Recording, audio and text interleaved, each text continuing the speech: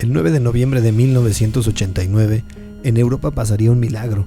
El muro que separaba a Alemania se vería golpeado por millones de personas que querían cruzar e incluso destruirlo. Este muro separó a Alemania durante 28 años. ¿Te gustaría saber qué fue lo que pasó? Quédate aquí en Historia para Todos. No se puede explicar este suceso tan importante en la historia como el muro de Berlín sin mencionar dos cosas también muy importantes. El primero, el fin de la Segunda Guerra Mundial, donde Alemania cae una vez más y tiene que someterse a las decisiones político-económicas de los países vencedores. Y posteriormente, la misma Alemania sufre los estragos de la famosa Guerra Fría. Habiendo dicho esto, comenzamos a explicar el video.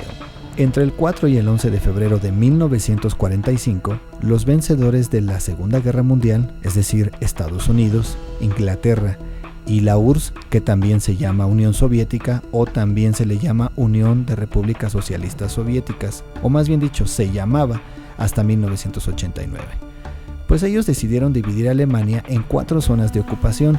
Claro, sin olvidar a la metiche de Francia, que había estado muy dolida por la situación que había pasado con Alemania, y pues es ahí donde viene lo complicado. La Unión Soviética, o la URSS, como ustedes quieran, tomó el control de la Alemania Oriental, y Estados Unidos, Inglaterra y Francia, la Alemania Occidental. Es decir, estaba dividida en 4 zonas, pero en realidad estaba en 2. Eso fue un golpe duro para los ciudadanos alemanes que en realidad no tenían nada que ver con la guerra. Me refiero a los pacíficos, no a toda la bola de revoltosos que se metieron en esto de la Segunda Guerra Mundial. Pero desafortunadamente así son las cosas en la política y en la guerra, y más con los vencedores. Para el 8 de mayo de 1949, ya entrados en la linda Guerra Fría, y aquí vamos a hacer un pequeño paréntesis y lo explicaré de manera breve, y en otro video lo haré de manera más extensiva. La Guerra Fría simplemente, o en términos muy sencillos, es un enfrentamiento entre Estados Unidos y la Unión Soviética, pero no en sus propios territorios. Es decir, Estados Unidos no invadió la Unión Soviética, ni la Unión Soviética invadió Estados Unidos. Es decir, ellos se enfrentaban en otros territorios, y a Alemania le tocó vivir esto en 1949 hasta 1989. Continuamos. Entonces, en ese mismo año, en el 49, se aprobó un texto constitucional que ratificaba la creación de la República Federal Alemana, entre paréntesis, y aparece ahí en el video, la RFA, con capital en Bonn, claro, apoyados por los países de Inglaterra y Estados Unidos, es decir, capitalistas. La Unión Soviética, por su parte, no tardó mucho en contestar, y en ese mismo año se creó la República Democrática Alemana, la RDA, donde se gobernó por medio de la dictadura de partido único y signo marxista-leninista. Su capital, en principio, fue Pankow, pero después se trasladó a Berlín. Es decir, en Alemania estaban peleados capitalistas, comandados por los Estados Unidos, y socialistas, comandados por la Unión Soviética. Es decir, la Guerra Fría, no solamente ahí, sino también en otros países, ya estaba en el mundo. Pero seguimos con Alemania. Y ya con eso se había creado 2 Alemanias en una, pero no había un muro. Es decir, de 1945 a 1961 transcurrieron 16 años y ya no era del todo posible la situación, y en vez de terminar con esta situación económica y política, se agravó más. Eso no quiere decir que no hubo intentos para reunificar Alemania. Para 1953, aún no construido el muro, insisto, del área oriental de Alemania, se pedía ya la reunificación, y cómo no, les iba mejor a los capitalistas que a los socialistas. Pero la Unión Soviética, como todo buen gobierno que era, respondió de la forma que sabe, con una dura represión, y hubo una masiva migración de oriente a occidente. Y para que se den una idea de la situación, en 1980 huyeron de la RDA 199.188 ciudadanos, y para 1961 16.697. Es decir, la RDA se estaba quedando sin población y no lo podía permitir la Unión Soviética, porque ¿qué iba a decir el mundo? Que su política no era tan buena. Continuamos. El 20 de enero de 1961 en Estados Unidos llega John F. Kennedy a la presidencia y al tomar posesión del cargo nomás les avienta una pequeña piedrecita a la Unión Soviética en su discurso diciendo lo siguiente: nunca debemos negociar por miedo, pero nunca debemos temer a negociar. Y la Unión Soviética ya lo había tomado de una manera no tan alegre, si se puede decir aquí en este video, y respondió con un no rotundo a la situación de Alemania.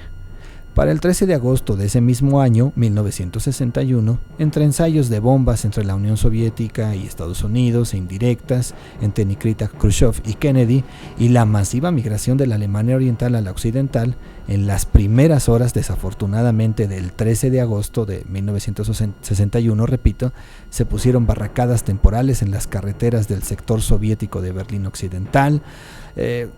Pasaron varias situaciones y en un día se dividieron las calles, plazas, zonas residenciales y transporte público. Es decir, ya no se podía cruzar de un lado a otro de alguna manera tan libre como antes se había hecho.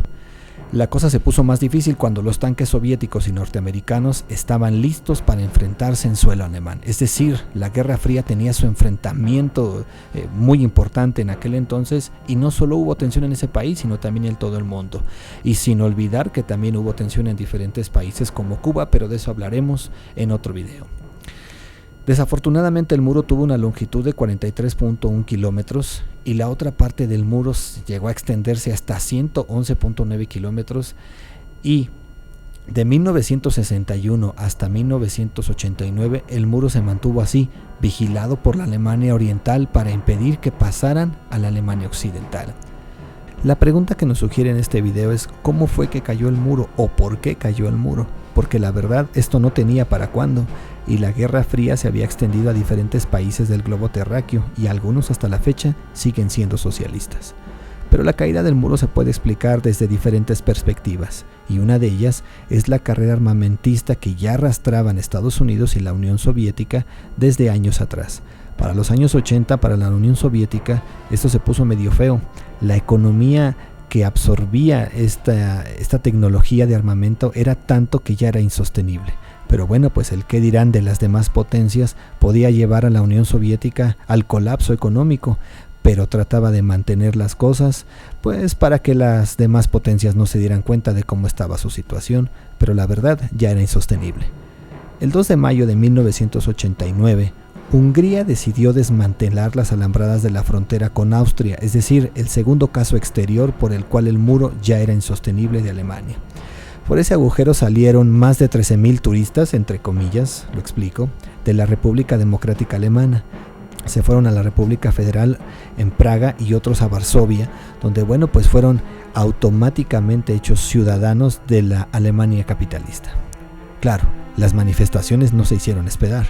Dentro de la RDA, el 4 de septiembre de ese mismo año, estas manifestaciones de paz estaban en el foco del mundo internacional, y también se crea un partido alterno al oficial, y es el llamado Despertar Democrático, y para el 9 de octubre se reunieron unas 70,000 personas para decir ya basta del muro.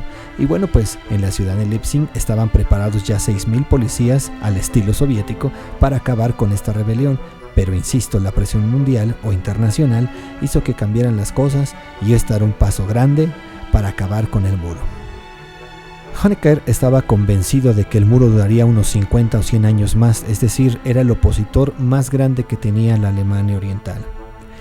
Pero ya era imposible sostener una carrera armamentista, como ya había mencionado hace un momento, para la Unión Soviética. Las manifestaciones en ese mismo lugar, en Leipzig, no se hicieron esperar, pero también se dieron en diferentes fechas. Es decir, la presión social de la RDA se hacía cada vez más fuerte hasta llegar a una manifestación de 500,000 personas. Y el 9 de noviembre se filtra la información de que podían pasar al otro lado del muro sin problema alguno como desertores. Pero la noticia corrió tan pronto en la Alemania Oriental que el tumulto no se hizo esperar de ambos lados, donde unos esperaban a ver a sus seres queridos, otros buscaban salir de la opresión de República Democrática Alemana e hicieron lo propio. Los corredores se abarrotaron, las personas saltaban literalmente del muro y todo acabaría en las semanas siguientes. A más de 20 años de la caída del muro de Berlín, quedan rezagos de la Guerra Fría, quizá una de las peores guerras que involucraron a todo el mundo.